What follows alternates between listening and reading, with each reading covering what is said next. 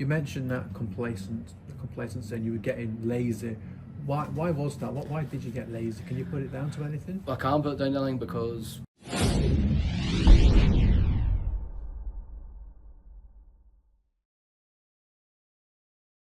Josh, congratulations. After yesterday, that's a big win and one you very much needed. How would you assess it?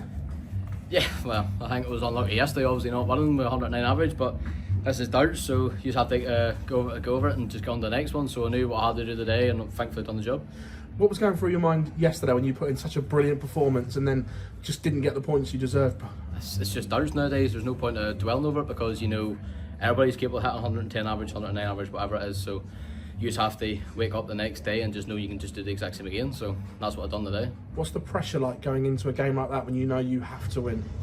Well, I didn't feel the pressure at all. It was just you win your game, you win your game, you lose your game, you lose your game. You just have to accept it. Whatever's going to happen is going to happen. So listen, Lisa just didn't play to her full potential, but no way she can do. So I'm just happy I just got the 5-0 win. Of late, the form hasn't been how you like it. What have you put that down to? Yeah, well, that month and a half when it was very, very dry, was probably very, very lazy. So, and then John O'Shea came in with the Dortmund. We put a lot of time and effort in practicing, and he gave me practice routines, and then I went home and I've done all the practice routines, and now it's showing off now. Is it frustrating that you let yourself maybe get complacent and slip into that laziness? No, it's not frustration. It was just my own fault.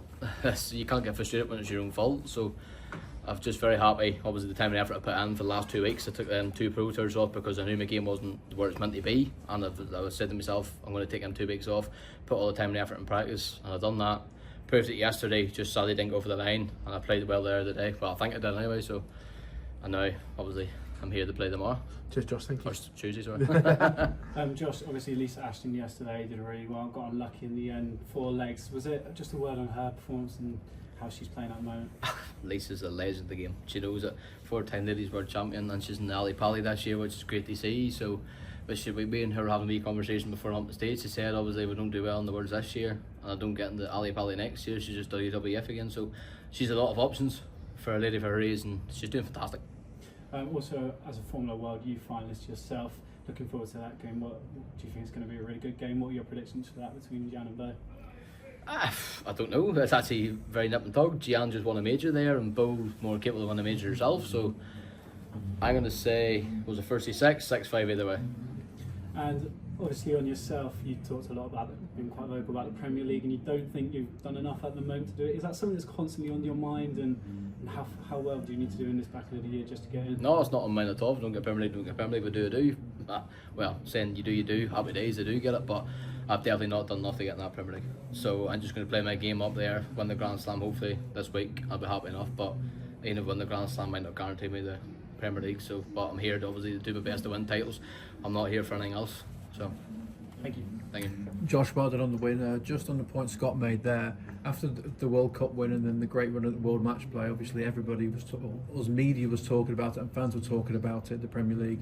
Does that add more pressure on when you're hearing that noise from outside of the camp? No, but I played well this year. Got semi-final of the UK Open, got semi-final of the World Series finals as well. So I know I've been playing very well this year because obviously I've changed manufacturing the target, which Gary Plummer really appreciate and take me on because obviously it's improved my game. So listen, it's not up to me to choose who's in the Premier League next year. So if Matt Porter and the PDC think I'm good enough for happy days, but if not, then I'm not good enough. Simple as that. You mentioned that complacency and you were getting lazy. Why was that? Why did you get lazy? Can you put it down to anything? Well, I can't put it down to anything because whenever you've got 2 kids at home under the age of 9, there's a lot of time and pressure. I've got my son who's 8. I've got my daughter. My son is 7, and my daughter's just turned 1. So when you're at home, you want to spend time as much as you can with your kids. I don't want to stand there throwing hours and hours to obviously just take that away from them. But when you're a family man, I've got a daughter and son. You just want to try and give every you can to them. But sometimes you have to be selfish. How do you try and manage that then? Because unlike other sports that doesn't have an off season, it's 24/7, and when you're not playing, like you said, you've got to practice. So how hard is it to find the time between being a father and being a husband and also being a professional dart player? It's all who you've got behind you. Luckily my wife is very, very, very good to me. She knows obviously what we have to do and what I'm here to do and all that, and I really, really appreciate what she does behind the scenes with my 2 kids because they're a handful. That's just kids being kids. Thank you, Josh, well done today. Thank you. Well done, Josh. Getting a 5-0 win there, how important was that for the leg difference, and how important might that be in the final reckoning in this group? Well, I don't look at it. I'm just obviously I'm going to play on Tuesday night. If I play Xi'an, obviously regardless because it's the group stage, and I just know I have to win. Simple as that, regardless what the leg is. And did you expect a bit more from the crowd after how much they got behind Lisa yesterday against Xi'an? I didn't know the way the crowd went because obviously after when I got beat by Vessel, I packed my bags, said goodbye to everybody and just walked out the venue, and I didn't hear what was going on. So the crowd weren't bad at all. There was no booing, there was no nothing. They just kind of got on with it, but I don't know if that maybe favouritism or not. That's up to the crowd to do, but they were not bad whatsoever against me there. And your final opponent is Jan van Veen. Just how tough a test will that be, and how will you prepare for that one? Yeah, I'll just prepare as normal. We're the top 10 best players in the world. There's no point in changing anything routine wise because we all know we can win, and that's why we're in the top 10 for a reason. So I'll just go in on Tuesday night against Jan and just prep right the same. Thanks, Josh. Thank you. Thanks, Josh.